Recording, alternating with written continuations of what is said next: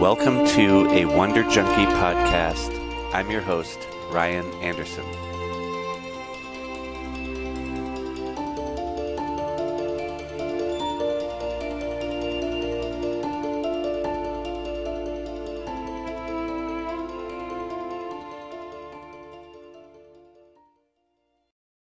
Well, here we are. Thanks for joining me, Mark. Thank you. It's an honor and a pleasure. I'm excited to jam with you and see where the journey takes us. Absolutely. I've been intrigued by what I've found in your work so far. I think I first discovered your interview with Tony Hawk. And, Yes. he's someone that's fascinating, obviously, for so many reasons. And I love the way you interview. And then I started to dabble around in your website and see that you wrote a book, The Personal Socrates. And then I see that you have this incredible podcast, Behind the Human. And I thought it would be fun to learn from you and share what I'm learning from you with others. So I just want to explore a little bit about who you are and why you do what you do. Thank you. I appreciate it. Yeah. So how did you get into this field of, I think you call it a mental fitness strategist? That's what you said Yeah. on your website. Yeah. Well, it's because I really try to avoid, and it's not that there's anything wrong with this, but I'm not a trained therapist, and I don't play one on the internet, and I don't consider myself a coach. So for a good amount of time, I was trying to figure out, well, I am exploring different modalities and tools and stuff like that, and especially questions. But I come from a background of the corporate world where I'm a trained strategist Mm-hmm. in, brands and in that kind of space, and have always approached mental fitness kind of from that same perspective. So finally, kind of the two worlds came together, and it's like, well, that's exactly actually what I'm doing with teams and with myself, is that just like with a company or a brand, when you think, okay, well, what's the vision and what kind of strategy do we want to put in place? And then what tactics support that strategy? Well, why can't we do that for our minds? Like, how do I want to feel, and who am I optimizing to become? And then take a bit of an audit to see, all right, well, if this is where I want to go and this is where I'm at, no different than a company, well, what's a logical path to get there, and what's some stuff that I can try? So that's kind of how it all came together, and felt a little bit more appropriate to say that, yeah, I'm a strategist, because, I get to work with a bunch of teams, and they're all, there are themes, of course, but for the most part, there are differences within their businesses and so forth. And my job is to put together, a tailored strategy to help people's mind thrive, versus getting stuck in, just about a bunch of overwhelm and clutter and so forth. And it takes minutes. Like, that's what drives me. And this is where the whole concept of mental fitness and why I like it, because a lot of people can resonate with physical fitness, right? But as soon as we start talking about the mind, it's typically kind of anchored in mental health, which is, it's like I'm pulling myself out of a hole. It's usually the framing that I hear and I feel myself, right? Versus mental fitness, just like, if we move the body and train the body, we can see results and we feel better and so forth. It is no different when it comes to our mind. And there are a million different things that we can do at a moment's notice. I love that. Yeah. And the mind-body connection it's all one thing. And so when you started this journey of developing this strategic method like you would with a company, was a lot of it trying to work with the self to see what worked first? Or were you looking at other top performers first to see what worked with them? Or was it a combo of both? Yeah, a little bit of a combo, but it definitely started when I was actually in the corporate world, and I started in sales, which is where everything began. Because for me, it was at that time when people were hired in groups or batches, for example. And I remember thinking, okay, we're all being trained up in the same way. We all have the same products to sell. And there's sales models and all that kind of stuff. And we're all kind of equalized. But at the same time, a natural sales kind of role, there are incentives. And, if you're the best in the country, you win a trip and this and that. I'm like, well, how possibly can I stand out if we're doing all the same thing? And that's when I would say my mental fitness journey started, which now this is probably 15, 16 years ago. And I just started to get up 10 minutes earlier in the morning and read positive content. And for those kind of in that era, you like Success Magazine, Tony Robbins, Robin Sharma, just reading this material, and eventually, quite quickly, actually realized that it didn't matter who I was studying. They were asking some pretty powerful reflective questions. So I'd write down those questions and then I would journal on them either in the moment, or I'd save the question for the next morning and start my day like that, kind of pre-day is what I would call it. And did that for a decade plus. And so I was feeling the power of, I mean, I wasn't calling this mental fitness at that time. It was just a kind of a straight journaling practice, and supported by, I guess you could say, personal development and just good, positive mental nutrition. But just saw the benefits of that until eventually it became kind of too strong inside of me, where I'm like, there's something I want to try here. And that's what led to creating, at that time, one of the first guided journaling apps, and really propelled me into this world because I left my corporate background to do it. And that's been a hell of a ride, of course, but basically what led to the book and the podcast and, even us speaking. Cool. So that journaling app, I'm guessing, so this all seems to go down to that Socratic method of just finding better questions and learning how to shape narratives or change perspective. So that's what it ends up being at its core, is just finding the right questions to aim at the right outcome. Well, because I find when we speak in the language of questions, it's relatable because we're all asking questions. The difference, or what I've picked up over the years, is that we're often not asking enough questions, or we're not asking quality questions that actually get to the core of what we're trying to solve for or to provide insight. We stay very surface level.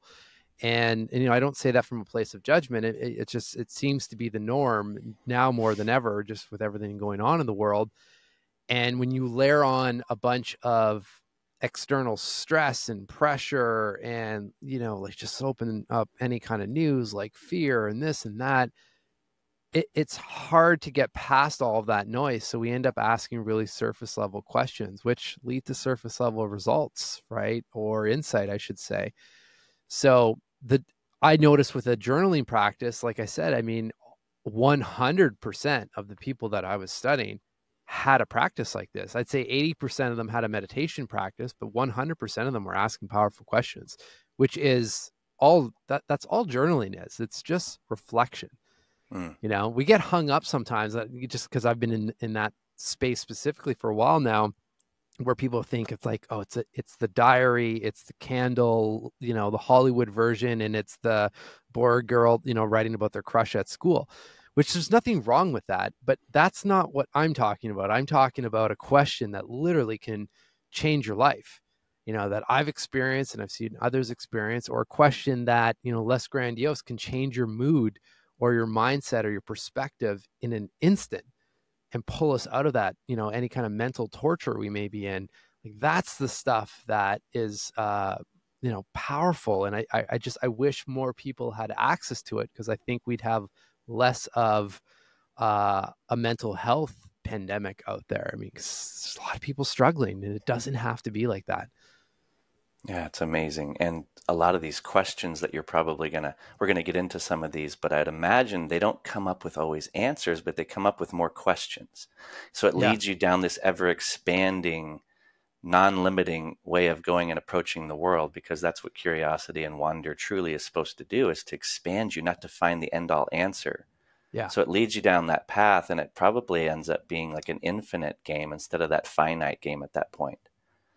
Well, it can, for sure it can be, but I think like a really good example of this is if you start your day and, maybe you're having a cup of coffee or tea or water or something like that, like whatever you already do in a normal, in your normal routine. If you take that period and just ask one question, how do I feel right now?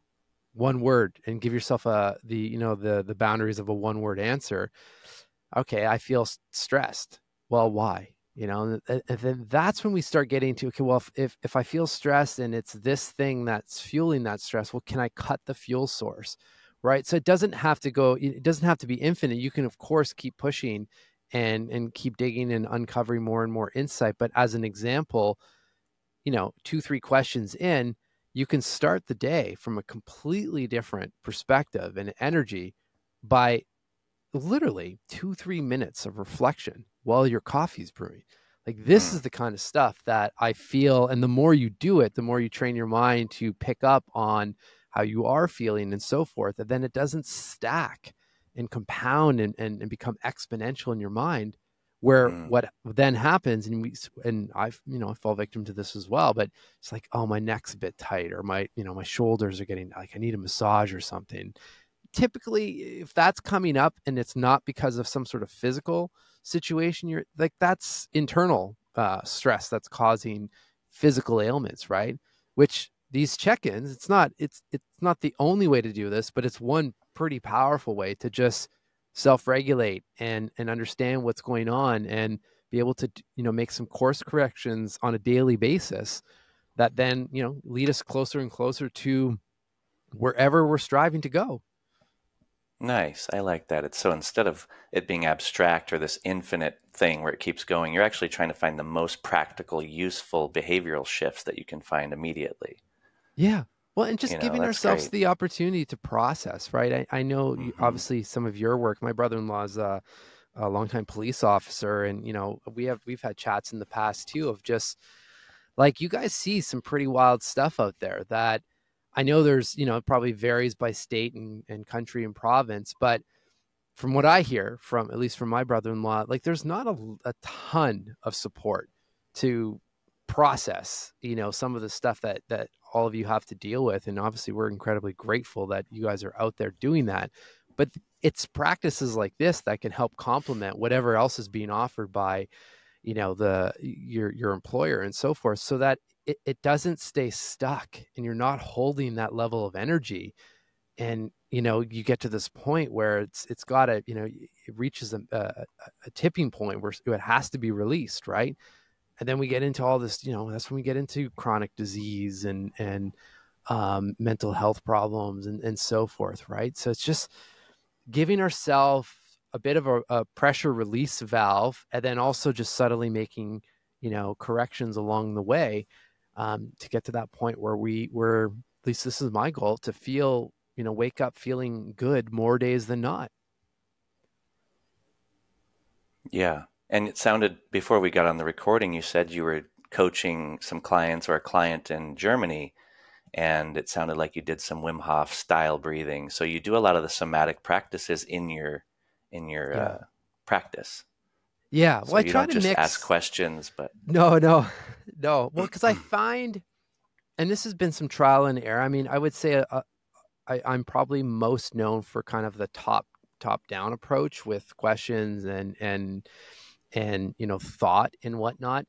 But have noticed, just in my own practice and experimenting, that when you combine kind of bottom up, top down approach, you get a hell of a lot more impact. So as an example, with this group out of Germany, bunch of change in their organization, their company was just bought. So like a bunch of uncertainty, they don't know what their future is and so forth. So a lot of looping thoughts, right?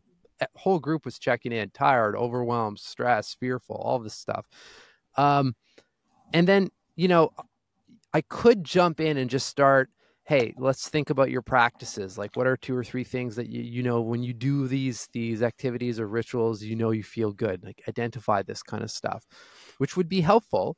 But it's way more helpful if I can take, in this case, 3 minutes. I just did 1 round of Wim Hof, and blow out all of the looping narratives and pause that for long enough to actually answer those questions from a much deeper place. And you feel yeah. it. This happened to be virtual, but you can see it in the cameras virtually and definitely in person. I was with another group last week. It's hard to describe, but I mean, the whole room, the energy of the whole room just shifts. So I do this, and again, like physical fitness, not everyone likes, if you don't like to run, it doesn't rule out all of physical exercise, right? And some people may not like breath work, but it doesn't rule out all of mental fitness. But with something like breath work, it's hard to ignore the immediate feeling and the results, so that when we're talking about these practices, it's not just me saying, hey, Tony Hawk does this or so-and-so does this. Like, you just felt what 30 seconds did. I mean, Hmm. imagine you did that the next time your mind loops or you started your day. I mean, it's possible. You can feel it. I love that. Yeah, I actually got into breath work probably 15 years ago, and it was life changing for me. And it's Yeah. something I do facilitate the last 4 years for many different people out there in the world. But it's like the ultimate nervous system regulator and state shifter. Yeah. And it's a Yeah. relationship, I always tell people. So you have to spend time with it and just Yeah. see how it works by exploring it. But that's great that you use that, because that's the immediate shift for people. What kind of Um, breathwork sequences and whatnot do you practice and teach? well, it's evolved a lot over the years. I did a Wim Yeah. Hof 10-week course early on. Yoga was the original phase of getting into the breath, Okay. and then healing a back injury by just connecting with the breath in the float tanks years ago. Oh, wow. And then it went into pranayama and just learning different breath holds and different breathing techniques. But then I got into some of those transformational breathing experiences Mm. where you're laying down and you're circular breathing. And I noticed it was really profound, but I also noticed they were too intense of sessions with not enough down regulation for most people and culture. And there was also a lot of the spiritual languaging that I Yeah. thought would disconnect the average Joe from going, and the average firefighter or plumber Yeah. or conservative person for that regard, that would Yeah. just be like not going to those workshops. So I thought, let's strip it all down and create something that's the most bang for your buck in an hour to feel the power of the breath and learn how to navigate the nervous system. So I created my own little thing over the years, and Oh, it's awesome. great. The recipe's nice and it works, and so I Yeah. just keep sharing it until it's I not think, necessary. But yeah, well, we're probably a long way to go from there, but yeah, I appreciate and respect the approach because I mean, I see it myself, even in this group earlier this morning. I mean, I usually make a joke of some sort like, hey, because I showed up like this. I mean, I'm not wearing a robe. I don't have beads. There's no gong in the background. And not that there's anything wrong with any of that. But you've got to meet people kind of where they're at, right? And there's a lot of kind of preconceived notions or judgments on what this stuff is, that if we can meet people in a place where they're open, they experience it, and then you know this because you study this and I feel it as well. Eventually you get to that place anyway where you're like, oh yeah, it doesn't matter what religion or spirituality or practice, it all leads back to some sort of ultimate presence, right? mm, And you know that there are ways to get there, of course, but we've got to, I think we've got to take baby steps and micro moves to at least try, you know. yeah, absolutely. And really trying to share it with people and not create that in-group, out-group feeling is the Yeah, most important piece, so that anyone from any walk of life can come and feel like, hey, I can be disarmed here and I can try this practice, and it doesn't have to be anything other than exactly what it is,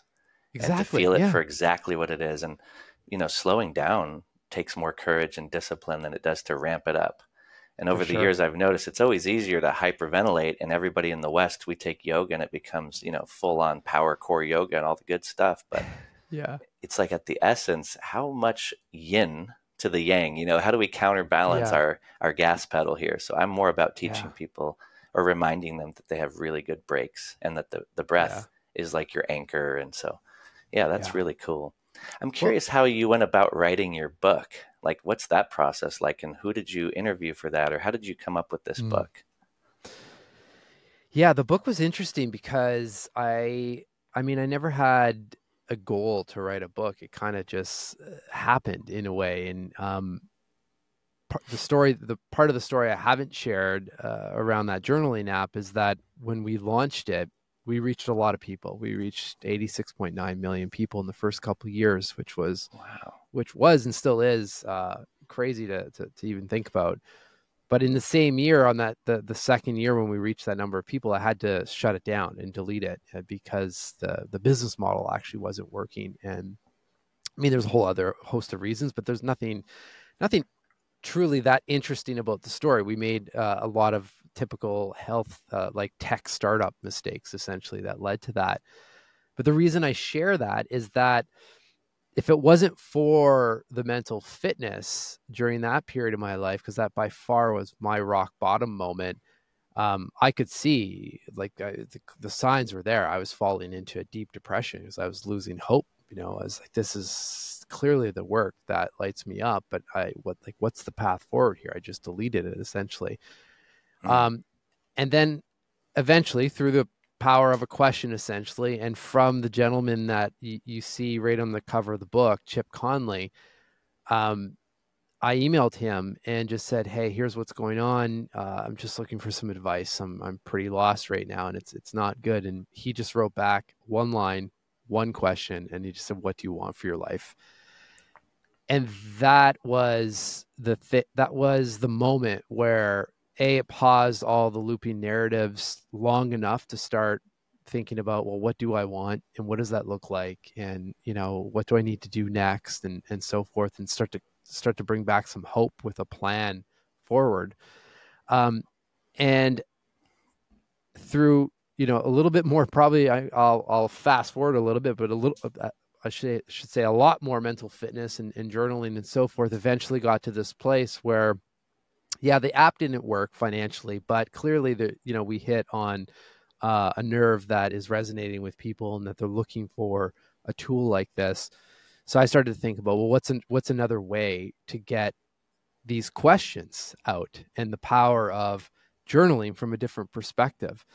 And that's what the original book was supposed to be. It was supposed to be, I wrote about 25,000 words to that book, and it was actually scrapped because the original concept was kind of a play on let's redefine journaling from the perspective of what we've been talking about. And I ended up with the publisher having a call with Ryan Holiday at one point. For any of those listening, I mean, highly recommend his work and stoicism and so forth. And he was like, I feel like the format of your book is not right, and you should maybe think about taking the structure of like the Daily Stoic, which was pretty ironic because I had the Daily Stoic leaning up against my coffee machine for probably 5-6 years, to the point where the cover of the book was yellowing from the sun. So I said, oh, Ryan, I mean, first of all, I was just like, oh no, I just, I've got to put 25,000 words aside, and kind of restart in a way. But it really was the best decision, because I feel if I had to summarize the work that I do, it's to make mental fitness as accessible as possible in short bursts of either knowledge or practices and so forth. And essentially that's what the book is structured in that way, right? Looking at people like Picasso or Marcus Aurelius, or Ryan's in there, and James Clear and so forth. And we took the approach of, let's have a mix of people I've interviewed that are, still present today, like the James Clears and so forth, but then also look at other people from different kind of backgrounds and eras in history and whatnot, that it doesn't matter who you are, there's someone in the book that will grab your attention to open up the conversation. And that's why I would say probably 60% of the chapters are on people like Maya Angelou or Kobe Bryant or Marcus Aurelius and so forth. And my job was to take their stories and their work and what they represented, and let that inspire some questions and mental fitness practices that can help us on our journey right now. That's amazing. I love Ryan Holiday's work, and Robert Greene, who's his mentor, of course. And I've read almost everything that Ryan's put out and listened to him speak for years, and he's just brilliant. Yeah. And I just imagine you writing this book took so much mental and physical energy. How did you do that while paying your bills? Like what was keeping you afloat in society, in the matrix? What allowed you to have the free time to do this? Because that had to be a feat. Yeah. It's yes is the short answer. And then I was chatting with my wife the other day, and it's funny, like how it's been a couple of years since the book published, and I don't know, we have a copy of the book near the coffee machine, at least I do, as a reminder, because you kind of forget. I mean, like it was really hard to write that book, because to your point, I definitely was not a Ryan Holiday or Robert Greene with like a bunch of books in the background generating money in the background while I'm writing the next one, which, eventually, at one point they were at that place as well. So I was doing a lot of mental fitness consulting and also brand strategy work, completely out of the mental fitness space, just kind of a little bit more in my corporate background. So that usually from 5:30 to 7:30 or so, I was able to write. And it took about a year to write the first draft. And a lot of really good reminders of why I'm writing this, to kind of keep going. Cause there were many points, and thank God I had, a really good editor that was helpful, and the publisher were, I'm really good friends with them as well. So that was helpful. But I remember there was Robin Williams. That chapter was really hard given how he passed. And a lot of people don't know, what he actually suffered from, that caused his suicide. But chapters like that, or Maya Angelou, like how can I write a 5 or 6 page chapter on someone like a Maya Angelou that has full on biographies written on her and so forth, right? Like that's the stuff I was struggling with and this is where the editors come in, where they remind you, you're not writing a biography on her. Your job is to write something related to mental fitness that's coming through based on your research and so forth. So it's just having, I guess what I'm sharing that is having people around me during that time, so it doesn't feel so alone. And because it's easy to get wrapped up in these narratives like imposter syndrome and so forth. And also just, like being quite inspired and following people like Ryan Holiday, I had to remind myself that this isn't going to be the Daily Stoic. I mean, I'm not Ryan Holiday. I'm not, 15 books in this. This is my first book. It's the best I can give you at this point. And it'll probably, if I'm doing a good job, it's probably going to get better over time as well. Which was the same thing I experienced with the podcast. Like it didn't start with Tony Hawk. It started with 30 interviews that weren't even podcasts. They were long form write-ups that I had an iPhone or an iPad recording it in the coffee shop. And then at one point realized, okay, I've done enough of these where I feel like we're actually leaving some good material on the table because we're just writing it up and not sharing the full content. And, 400 interviews later, like it's still evolving. Right. So it's just, I think, being kind with ourselves and realistic as well. And on where we're at in this journey, and just treating it as, I'm going to give this my best shot possible, and we'll see what happens when it's out there. But, I just want, if I can help one person kind of just shift with one of those questions, then, I feel like I've done a really good job. Because the journey, and this is so cliche, but it's true. That's why everyone always says this. It really is the journey. Like it was a year to write it, but it's sure that got me to a first draft, but that also clarified my thought around mental fitness in these practices more than anything has. And that I'm still used to this day when I'm working with these teams, right? So it's all of the stuff in the journey that you pick up that is the value. Man, I love that. I love how you said to be kind and patient with yourself too, and remind yourself like you're going to suck when you start anything. Yeah. And that's what keeps people from beginning most things, is the fear of failure or the fear of judgment. And it's usually our own judgment that's on top of it. So it's really cool to hear you say that, and to then coach yourself through the process. It probably taught you so much to go through that time frame of writing that piece. So that's really cool. There was that, and the other thing kind of that just came to mind that I forgot to mention that was really important was just knowing. There was a couple things. One, there was was my publisher, Baron Fig, and just knowing the products that they put out are of quality. So I know that they wouldn't publish something that wasn't up to speed on their quality. So there was that, and knowing that, okay, I'm going to get coached, or I'm going to get help along the way. And then there was something kind of maybe a third after the I guess it's the second draft after the Ryan Holiday conversation, where we linked up with, again, it was just a kind of an advice phone call, and it was almost like a little validation call with this gentleman named Peter, who they kind of referred to him as, it's like he was like the closer in the book publishing world. Like when Penguin and Crown and stuff like that, when their internal editors were stuck somewhere, they'd call this guy in to help in the editing process. And he edited Stephen Hawking's book, A Brief History of Time. And I had a chat with him about the concept and where we're at. And he helped a little bit actually on Kobe Bryant's profile, but for the most part, what he provided was the confidence that he didn't say it sucked. He said, here's some suggestions, and I think, this will work and this may not, and so forth. But it was like this vote of confidence that, Peter was, yeah, this is an interesting concept. Like, you should continue forward with this. So just having, moments, and I guess the summary of that is people around you that are experts in their space. They lift you up, right? And then you feel like you're supported, and then I can focus on what I know I'm good at, which maybe not be the writing of things if it's the first time, but thankfully there are editors to help with that. But it's the concepts, and for me, it's the linkages and the simplicity of taking someone like Coco Chanel and driving that into a mental fitness story and something that's relatable that people would understand and be able to apply. Amazing. Yeah, you had some good accountability folks in your corner. And Yeah. that imposter syndrome can really go away when you probably have some incredible minds around you and they're encouraging you, which most people don't have.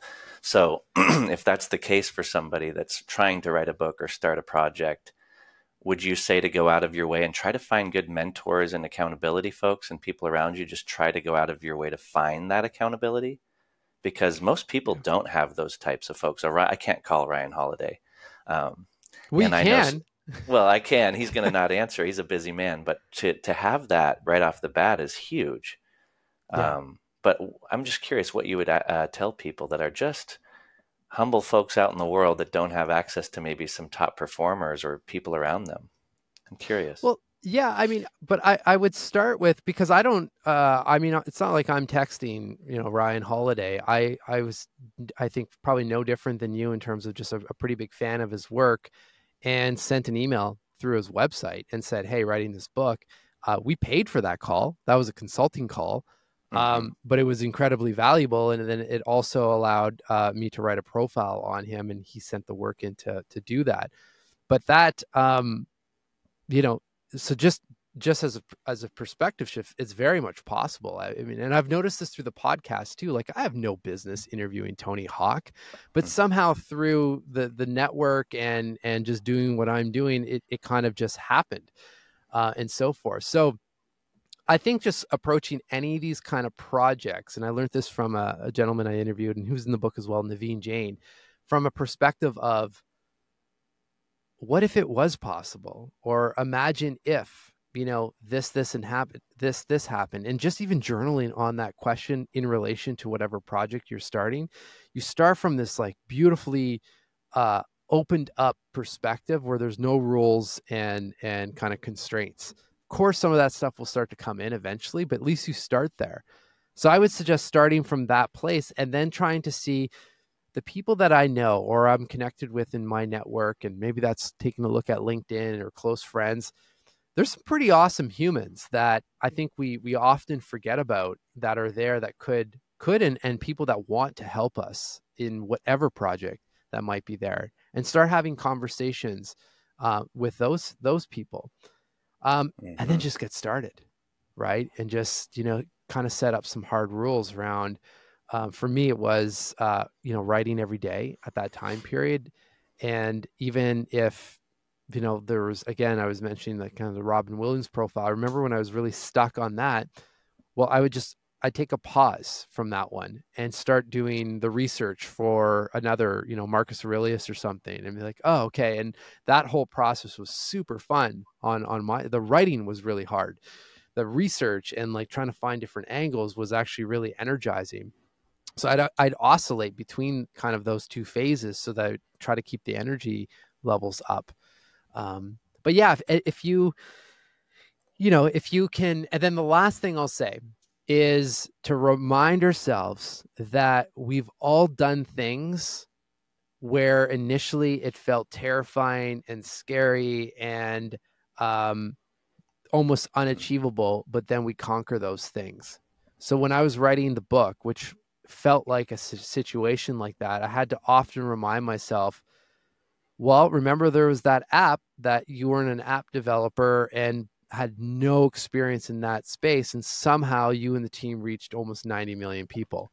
So like harness that confidence, right? And then before that, there was professional kind of achievements. So we all have those things. Just have that stuff written out, and accessible, so that when you hit those moments, because it's coming, you're going to go like this all the time. When you hit those moments, you've got, I call that experience stacking. So you take those experiences, you stack them together, and all of that stuff's going to get you to that next project. And then 5 years from now, you're going to look back at what you just did and kind of keep the process going. I love that experience stack, and I'll keep that one for sure. And I love that what you said about the just reaching out to people. We live in such a cool time now. And I was shocked. Yeah. I shouldn't be doing a podcast. As I started, I'm like, I don't know what I'm doing. But that's how you learn, is to do.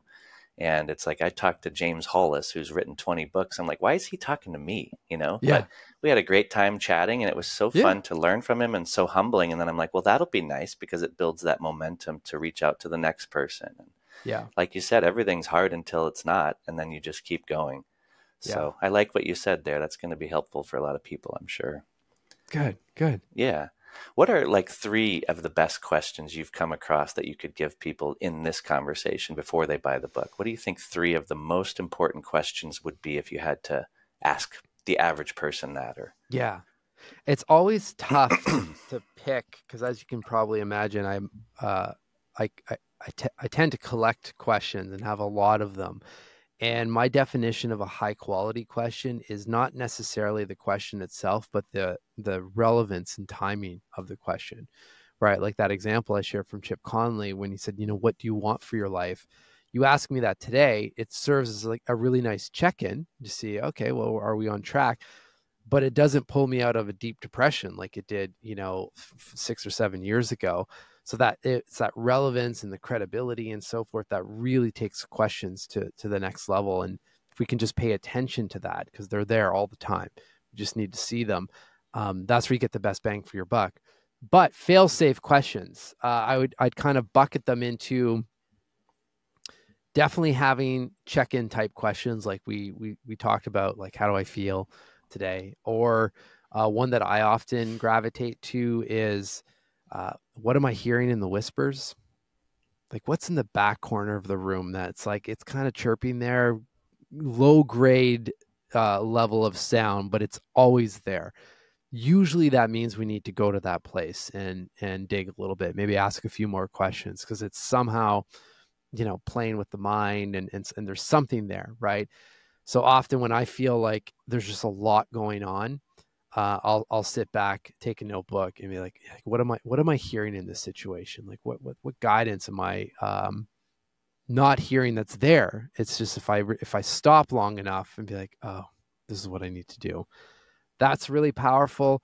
And then the other one I use quite frequently is just to try to get some clarity from like our higher wisdom self. And this is where you can stack some of the practices. I find this really helpful if you do a nice breathwork sequence of some sort, 10 or 15 minutes, doesn't have to be anything crazy, but you do something like that, or meditation, whatever it is.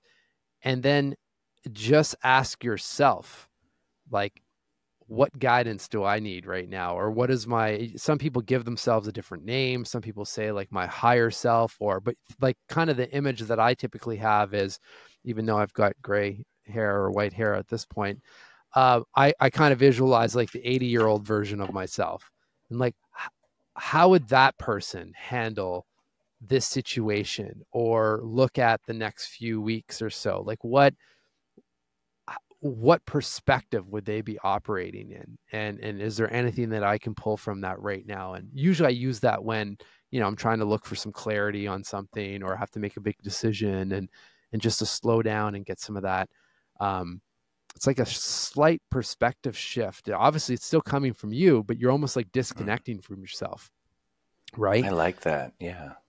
That's what a lot of people might call prayer, is when you're deep listening to whatever totally. that element is. Totally.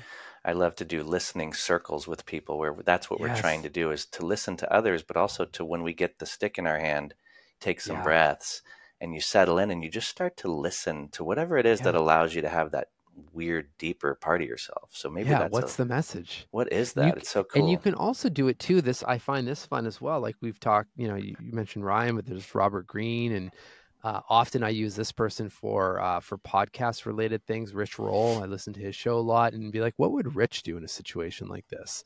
Like, I'm not friends with him, but I've listened to his show for years and read his books and stuff. I've got a good idea on his mindset, and sometimes, again, it's just that subtle shift around what would Rich do? Well, he'd probably be more patient here or something like, and I always just find it so amazing that, you could be so stuck and then you ask a question and you bring in someone else or something, whether that's you or, God or another person, like whatever the framing is. And then all of a sudden the answers start to flow. It's wild. Mm. And you can do the same thing. You can ask the question, write it in a notebook, close it, and go to sleep. Wake up first thing in the morning, answer the question. Same kind of flow typically happens. Like 8 hours goes by, and all of a sudden, your things are crystal clear. It's just, we just have to give ourselves time to do these things, right? That's the key. Absolutely. It's like breaking dams and letting the water flow through. We have so Yeah. many of those. That's really cool. So when you approach a company and you're going to, maybe, if you want to call it consulting or Yeah. strategizing for them, do you first try to listen and take in what it is that they're doing and working with, or what are their problems? And then you try to sit there and go, okay, we need to come up with questions for this specific company. Is that how it works? It's more so I always start with just like, give me the pulse of the team. And Hmm. no different than what we've been talking about. One word. If you had to describe on average how the team, how you would describe their minds right now, what's one word you use to describe that? And because you cut through all the story and all the narrative, and usually they're tired. Okay. Then the next question for me is what's the company working towards? What are the big objectives? What's the actual strategy of the company? And it's usually, I don't know, a bunch of change or growth or something. I'm like, okay, well, you want to go here, and you just told me your whole team is tired. Well, we've got a gap, right? And this is where the strategy comes in. Like, it's fine. This is just data. Let's not judge it. There's a million reasons for why they may feel tired. Some of that may be directly because of whatever's going on in the company, and there's a lot of it that's probably just happening in the outside world as well. So, but at least we have our goalposts at this point, or our baseline. And then it becomes, well, let's bring in some foundational mental fitness that, because if I just get into the practices, they're going to be like, oh, well, this seems nice and bringing some well-being and stuff. And no, this is going to directly help you get to where you need to go. And I almost trick them a little bit, because once we actually get into it, then it really becomes, well, we're just working as human beings here. And we all acknowledge that we probably want to feel good, right? More days than not. And when we feel good and we're in these flow states and all this, then we start, if I'm a sales rep, I start hearing what they're not telling me because I'm present. And like, Mm. that's when it gets into, oh, interesting. This is if we focus on just being healthy, good quality humans, then everything else follows from there. But I can't start there Mm. yet, because that language in corporate America, at least, is like, well, that doesn't help our bottom line or our profit. But it does, because mentally fit teams generate 37% more profit. So it's just, it's all there. It's all there. Right. So it's just trying to find the language. And this is why I keep the podcast running, because I can then say, depending on the team, I can bring in an example, right? Be like, okay, you're a team of a bunch of designers. Well, here are some conversations I've had with some award-winning designers. This is what they're doing, right? And like, oh, interesting. I didn't think that I could do that, or, Mm. and so forth. So it just opens up the conversation, and then we can actually get into the work that they immediately feel, and be like, oh, well, I want a little bit more of this. And this kind of comes full circle to our conversation. It's like, once you start getting, deeper and deeper, then naturally people are getting more and more curious. And the thing that I was joking about before of jumping into 7-day silent retreat, well, they're going on those things now, right? So it's just, you're just kind of leading people down the path a little bit. Yeah. I like how you said tricking them in a way, but you're doing it in a way that's disarming and you're trying to meet them Yeah. where they're at and then help them to see, like, hey, this is at the root. You just want to feel good, right? That's the Yeah. human. We all want to not suffer and we want to have a good life. And if you're happy, you're feeling balanced, you're going to Yeah. perform better, you're going to be inspired. So you're going to be much more present. So that's amazing. I like the way you approach all that. Well, and people have felt the opposite of that. I'll often Right. try to remind people, okay, when you're, think of a moment recently when you're at max stress and feeling overwhelmed and high pressure. Did you come up with your best ideas there? Probably not. Most people can, put the ego away long enough to say, Mm. no, I'm just trying to get through the day and get to the end of the day, and I'm completely wiped of energy, and I'm exhausted, and I've got nothing left for myself or my partner or loved ones, friends, family, and so forth. Like, that's not, I don't know, that's not the way I want to live. But the vast majority of the population is in a cycle like this. And this is again what kind of fuels me. Like, it doesn't have to be like that. And I'm Yeah. not saying that mental fitness is the end all be all, but there's no shortage of tools. And the stuff that you and I are talking about, like breathing, I mean, literally, it's the thing that keeps us alive, but we don't think about it. It's crazy to me, right? It's like we're in front of a laptop and we're like crunching down as the day goes. We're constricting our breath. Like, people, right, even listening right now, just sit up straight and take a nice big breath. You feel that instantly, Yeah. right? So there's nothing like woo woo about that. It's literally the thing that keeps us alive. So let's just leverage that. Totally. And most of the best stuff is free and it's from nature. It's like get some sun, Yeah. get some breath, get some movement. It's all free. Sleep is right there for you if you Yeah. give yourself some sort of setup to have better sleep. And a lot It's of so times as a true. firefighter, we go into these dark homes where people don't even know they're in a dark home that's filled with smoke and God knows what. It's really Yeah. sad. Yeah. And the first thing I like to do, not only for my own sake, is let's get out of this house. If they can walk and get them out, let's go outside and sit on a chair Yeah. so we can have a dialogue outside, but that fresh air, a little bit of sunshine. It's like, let's remove ourselves from the environment. Let's get them out of that environment Yeah. as just a baseline. But then you Yeah. can scale that into all things, and it's like so simple sometimes, but we can sort of neglect it because we don't even know where there's a there. Yeah. So you're Well, just reminding people. coming back to one of your questions earlier about the questions we can ask, I would say, something around the basics, like if I go back to kind of the fundamentals of what we know of just living somewhat of a healthy life, like, what do I need? And to your point, you mentioned that, right? Sleep, sunlight. Am I eating well? Am I moving? It's not complicated stuff, right? I remember, I'll never forget. I did a longevity series with a group of integrative medicine docs out of Houston, maybe 3-4 years ago. And there's three of us hosting the show, and we were bringing on, gosh, we were bringing on MDs, geneticists, scientists, like nutritionists, a bunch of like the continuous glucose monitors crew, like all of that stuff.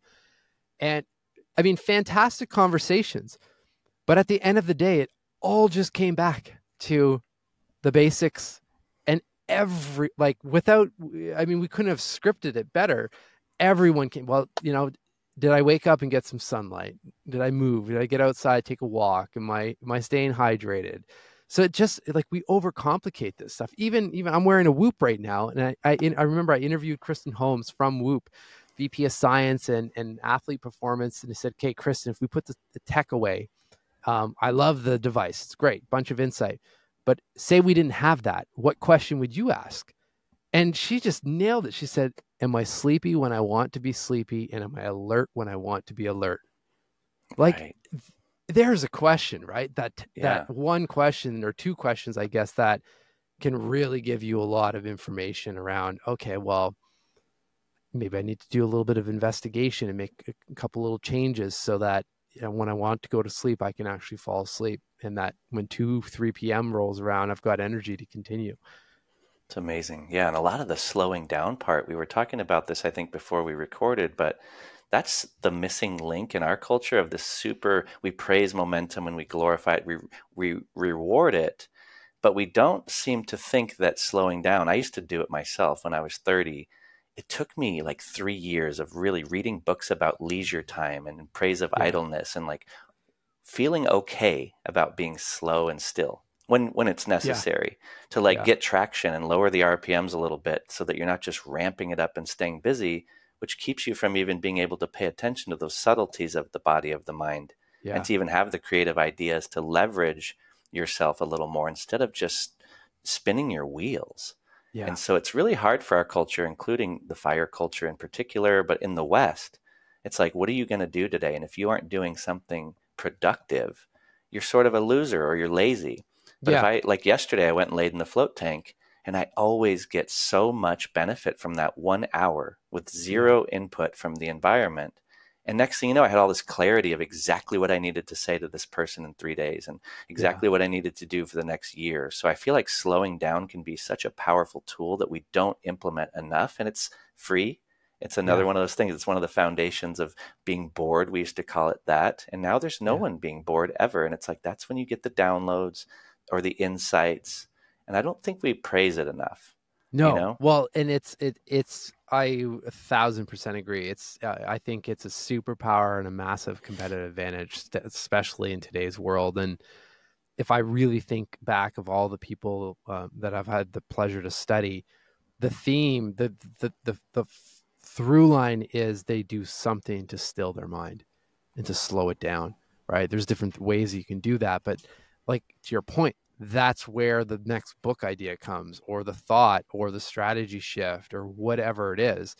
And what's tough is I'm trying to think, like, because I fell victim to this. I want to say 2 years ago. It hit me right in the face because I had someone coming on the show, Colin O'Brady. I don't know if you've heard him. He Mm-mm. does he's a bunch of world records. Like he's walked across Antarctica with a sled and stuff like that.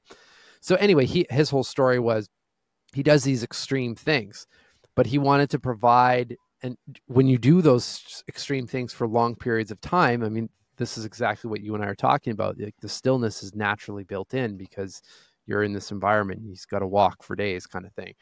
So he was trying to figure out, he's like, okay, what can I do to allow kind of just like the general public to feel a bit of this? And he set up this whole challenge of the 12-hour walk. It's like it's not a race. You pick a day, you register at his website so that it's logged, and pick your route and Hmm. walk for 12 hours, essentially.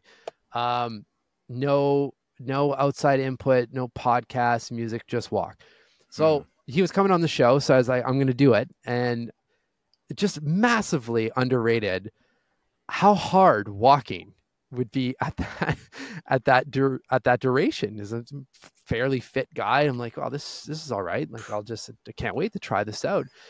And this is where I was hit with the like, holy smokes, we're just in a society that is so fast, and I'm in it as well. Because within the first hour, I remember it was obviously dark outside when we started and whatnot. I remember mentally planning kind of the route, and I was like, okay, if I can get to that location, or if I get to this spot, then then I've got this amount of hours. Like it didn't matter. There was no race here. It's just literally, go the route. But I found immediately, without even thinking about it, I was walking fast and trying to get to these like fake waypoints, essentially. And it was like, holy smokes, like my nervous system is so sped up from just like productivity world that I can't even just walk slowly and know that I'm not racing at all. Just need to put the time in. So it's Hmm. just, I think whether it's that or something else, but just forcing us into some quiet time like that is just good for the soul and the nervous system and the reset, because then, now that's kind of tattooed on my mind. And I often think about that when I catch myself going fast. It's like, wait a second, like you know Yeah. where this goes. Right. And just now, cause we just need the reminders. Yeah. And the cultural matrix really can override your inner knowing or your Yeah. baseline nervous system. And a lot of us are I'm caught up in it all the time where I'm like, geez, why am I rushing, eating, Yeah. or just Yeah. scurrying around at this pace, Yeah. it's so fun. Like, Yes. where am I going? Yeah, So exactly. it's pretty funny. I like that. I don't know if I would be able just pick up on the 12-hour walk, but maybe start with like a 4 hours would be a good Yeah. starting point. Like that was Well, I powerful, but thought now I about don't it have at to the crush my end. feet for 3 weeks. Well, it was just, yeah, my feet and ankles and knees. Like That's a brutal day. at the end of the day, like I want to say the last 2 hours, I was starting to go into pretty bad headspace around like, I don't know if I can finish this, and be like, I can't even walk. I can't even walk, And that's right? not even like the ultra marathon runners and No, people that are running for those days at a time. Like, how is that even possible? it's wild. I have thought about this. Like if I ever do something like that again, I feel like there was, for me at least personally, between 3 and 4 hours was a real sweet spot of, okay, I'm past some of the physical, like initial, well, this kind of sucks, or like the aches and pains are coming out, and then shifting into some like real interesting mental clarity and like really getting into the mind. So again, this is just, I mean, it's not research, but from my experience, kind of what you're saying around like a 3 or 4 hour walk probably do a lot of benefit for the mind and Cool. body. I like that idea for sure. So before Yeah. we chatted, I believe we got into talking a little bit about, it was because you had seen some of my talks about psychedelics and how I pushed Yeah. back a little bit on the hype. And you said you did a piece on this or a multi-series or something. I'd love to talk about the psychedelic, if you want to call it a renaissance or a big movement. And it seems like we have a unique, both of us, we agree a little bit on the perspective of the Yeah. overhype of it, but also maybe finding potential in them. But I'd love to hear your perspective on it and more about what you were talking about there. Yeah, so it's a series called, at least as of right now, called Demystifying Psychedelics. It's not out. It's still very much in production because we're really trying to find the best way to release the content so that it opens up as many conversations as possible. But the way that it all came to be was I was just naturally curious because seeing, all of the headlines and when you see things that are like too good to be true, like I just remember reading stuff like, yeah, it's like you go away for a weekend and do some sort of ayahuasca sit, and it's like 50 years of therapy, and like you're come back as this like brand new human. And maybe in some cases, but for the most part, and take psychedelics out of this, in any situation, it's like, hey, you're going to lose 50 pounds over the weekend. Probably not a healthy, good situation to go in. So I had questions, I Mm-hmm. guess. And then I had a bunch of curiosity around the fact that, and I had just watched Michael Pollan's documentary on Netflix, How to Change Your Mind, and learned a bunch. I didn't realize that there's how much like propaganda and this whole narrative shift in the media, and like, holy smokes, that's interesting because then, so these like puzzle pieces were coming together, and the last part was, well, these medicines and these kind of traditions have literally, just like breath work and journaling, been around since the beginning of time. Like, what are we missing here? And that sparked the idea of like, let's ask the questions that, at least to start, that I would have before wanting to go down a journey like this, because I feel like there seems to be a lot of benefit. But I'm very nervous because of all that past narrative and whatnot. Yet I want to try something. So that's it came to be like that. It ended up linking up with my co-host Paul Vincent on it, who is the opposite of me and has been embedded in tribes around the world, spending months at a time with all of these medicine men and elders and so forth, and is in the process of finishing his PhD in this work. So Hmm. he has all of this experience. I have, as of right now, one guided ketamine session with a psychologist, just because I wanted to experience something. So I'm very much asking questions from kind of the naive standpoint, which I feel like is probably a good amount of the population, where we're super motivated and curious, but nervous and scared. And between the two of us, we're really tapping on what's been surfacing is just, it's not necessarily just the medicine. It's like human connection, it's ritual and like knowledge transfer, and things like, when people within these tribes are doing these medicine, like they're coming in as a tribe and then they stay a tribe. They're not just flying in on the weekend and flying back home and jumping behind the cubicle. Like, that's not, like, they're there, right? And it's, there's the music, there's all of this different, these different things. So, I think, like anything, there's probably, not probably, there's no doubt. I mean, there's good science to support this as well, to show the benefits of psychedelics. But there's also a whole other world that we are not even close to understanding. And I've heard this from some of the people in the tribes we've interviewed, and Paul, he says this all the time. They refer to us as their little brother, because they think we're so, like, they're on a whole other plane of operation, that when Paul, for example, goes in, often they said, we'll teach, we'll spend time with you, but you have to let go of your modern day science, because it doesn't work here. And there's so many stories and experiences that he shared that, if you listen to this, you're like, well, that's not possible. It seems like something's happening. So it's just, I'm so, if anyone listening, if you're a storyteller kind of person that can help us bridge all this together and edit it and find some good financing to get it out, please hit me up, because I can't wait to release this. It's and through the journey, and this wasn't planned, Brian, but because of the questions being answered, about halfway through recording these interviews, I remember turning to Paul and said, I have to go through an experience, and you have to be the one that leads me through, because now we've just formed this relationship and I have even more questions now. So we want to document that experience of me going through it as well, while we're kind of answering the questions and stuff like that. So, dude, that's exciting. And I'm stoked to watch it. And I'll definitely shoot this out to some people that I know that would be maybe curious to help in that way. But I think it's so important. And like, you used the word propaganda, and you can tell that there's a financial obvious incentive behind it right now that's captured by the people, the big pharmaceutical companies that have a terrible track record of getting people hooked on opioids and fentanyl. And it's like, so why would we trust them now all of a sudden that they're going to handle this with care and actually not strip it of its roots, which they've done. And I respect everyone. I'm like, hey, let's see where this goes, but we should have more honest conversation around it. And I think that's what you're doing, is you're asking the hard, deeper questions. And you're not just like, shitting on the people that are going forth, because I know some incredible people that work in that industry.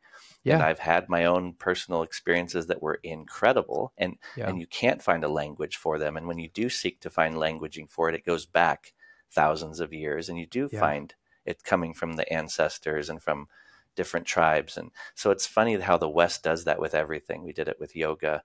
We do it with diet. And it's like, this is maybe not something to try to commodify and commercialize and weaponize at some degree, which has been done, and you take the most vulnerable people in the society and you just start saying that this is a miracle drug, and it's dangerous, So I think there's benefit in them. I've experienced it myself. And I think that's why I care about this subject so much, because we're talking about the nature of consciousness, and these tools shape and shift and change consciousness more than anything, faster. So it's like, when you tweak things that fast, when it comes to your cognition and your whole being, you better be mindful. Nature doesn't have free rides. It's like, there's always an outcome that's going to be domino effect that maybe we're not even measuring. And then the incentives to drive the negative outcomes are not being heard, because, it hits the profit margin. So that's the unfortunate piece, is that the whole story is missing, you know? Well, that's the thing. And that's like, kind of, I don't want to be too critical, but kind of shame on us if we don't realize that. Like, there's enough information out there now in all other kind of industries and kind of use cases where, hold on a second, just pause, follow a bit of the money, what's going on here, and approach these kind of things from that perspective. And then, you're a little bit more cautious, or you're not just jumping in and being reckless. Because the other part of, and particularly with this series, like, the whole through line is we want to respect the traditions and the medicines. Like, look at things like tobacco. I mean, that came from these tribes that's still used in a way for very different purposes, we take that in our modern world, which put in air quotes, because again, I think of these tribes who think of us as like not even close to being advanced in terms of where they're operating from. And we just completely, commoditize that, and to the point where we're literally like killing ourselves, smoking. Like it's crazy, right? But there was and still is, I think, a very specific purpose for something like a tobacco plant, and rooted in this history and culture and whatnot. So it's fascinating. And I think that it's funny because it's not even necessarily, like I said, it started with the investigating or asking questions about the medicine. But if I think about what I'm most curious about and excited about, is I want to know more about this whole other level of consciousness and these planes that a lot of these tribes are operating from, that are not describable in our current language and our current science. Like that seems like, wow, like tell me more. Like how, and it might not be you. I don't even think it, at least right now, it can't be tell me more. There are no words for that. Like show me the experience of that. Like that sounds really cool. Yeah, I agree. I think it's the most interesting subject I've ever discovered. I think Yeah, even the idea of a mushroom that grows and it's been around longer than us and it puts you into a different state that you can't wrap your head around, and they're it's wild. intelligent. It's like, what is this? So I don't get why it's not the most curious thing on the planet, and we should look at it with all lenses. And there's a woman named Nashe Devanot, and I think for your piece that you're working on, if you haven't come across her, she did a series called Power Trip. Okay. And it's going to be so great for you because if you can get a hold of her, I'll put you in touch with her. But she speaks very articulately about this subject matter because she worked for MAPS, the Multidisciplinary Association of Okay. Psychedelics. Yeah. And I think since like 2014, but she calls out a lot of the issues with it more than anyone I've heard. And she would just be quite a valuable resource for your project. And Yeah. from a I vantage appreciate point of that. someone who loves that field and is curious about it, but also I think she might work for Harvard. But anyway, she's an amazing writer, speaker, and someone that has quite an insight to this arena. So I think it'll be Yeah, cool I to would love connect you that. two for this. Yeah, I And would how love did you that. get teamed up with your partner for this, the guy that's doing all of the work with the indigenous and the tribes? And Yeah, just I mean, interesting enough, just through the network, I was mm-hmm, talking about this show because it wasn't the plan to bring in a co-host, but I met Paul through mutual contacts, and they said, hey, you should share this project that you're working on. And then at one point, it's like, do you want to co-host this? Because I feel like there'd be, because every time I would sit down with Paul, he would share these stories again, and through this lens of like not trying to like make this Hollywood kind of sharing of stories, which he can really do because the stuff that he shares is just it mm-hmm, doesn't even make sense from our language, but in a way that of respect, and making sure that like even I was at that place before talking about this stuff. That just, I don't know, intuitively just felt right to say, hey, why don't we do this mm, together? Because we can kind of play cool. off of each other, and you obviously can ask much deeper questions from your knowledge base. But then I want to ask like this, because this is where the mental fitness comes in, is, okay, you come back from any of these experiences. Well, how can we adjust our mental fitness routines to process the insight, to make, adjustments to our routines and so forth? And like, to me, this is where it all kind of comes full circle. And those are the kind of questions I'm asking. Like, okay, well, what does that mean? Like in reality, like I live in New York or something. I have to go back to work on Monday. Like how does that work? Right. Yeah, totally. And So, integration is the most important piece. Like, how are you going to take what you've learned or experienced and then plug it back into your everyday life? That's the most important part. yeah.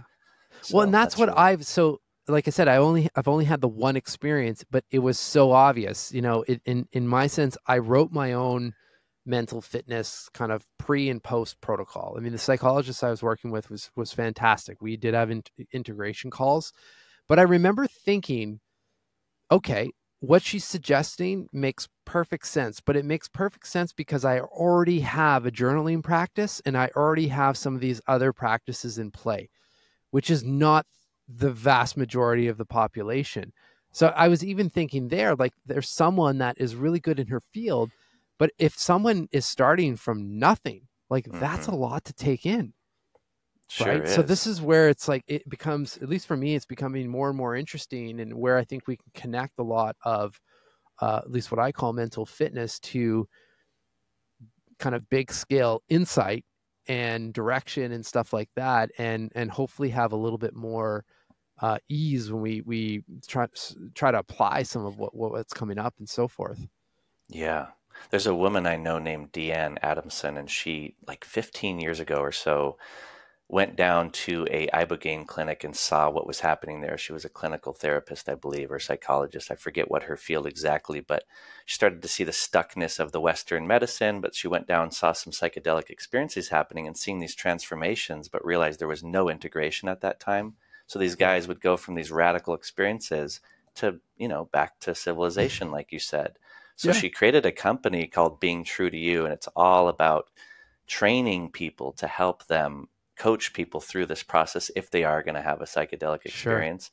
And it's pretty cool because we at least need people to try to counterbalance. It's going to happen regardless, and this Yeah. movement's not going away. So at least she's trying to add value there and create teams of people that are trained and understand the nature to the best of their ability Of course. of how to work with this stuff before and after.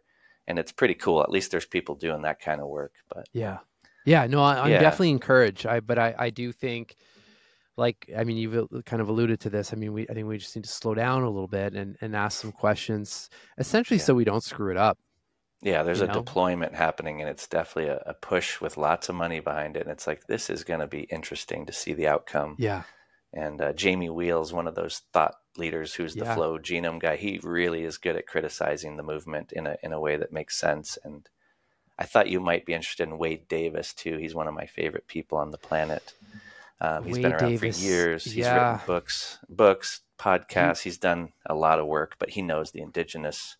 He knows more culturally about this stuff than anyone. So he'd be a cool resource for you as well. But yeah, he was on the list actually, and we had someone try to reach out at one point. This was probably a year ago, and we're never able to make contact. But he's yeah, definitely someone I would love to chat with. And yeah, I Jamie, I'm love glad you his brought.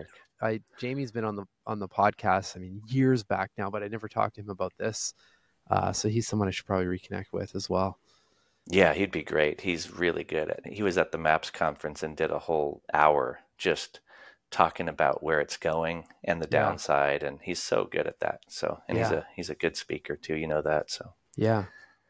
Oh I man, have well we could go forever. I know. I was thinking I'm going to ask you a question that I ask everyone on this Sure. show, and you don't have to answer it, obviously. But if you were going to die today, Hmm. what would you want to share with not only your family, your friends, your loved ones, but what would you want to share with the world? Hmm. I think just a simple line that, maybe two things. One, it's going to be okay, and just soak it all up, as much as you can right now. I mean, for me, and I'm sure you see this as well. I mean, you're studying all this kind of work, but it doesn't matter what kind of practice or philosophy. To me, it just always keeps coming back to, how can we be present and really live in the moment, and not be thinking about the past or projecting into the future. And if we're able to regulate enough to be able to do that, and really be there, like, it's just such a beautiful place, because then you can really appreciate the fact that, yeah, there's a lot of craziness in the world going on, but there's also a lot of good, and so much that I think we can be thankful for. And I would hate for us to miss that. Hmm. Right.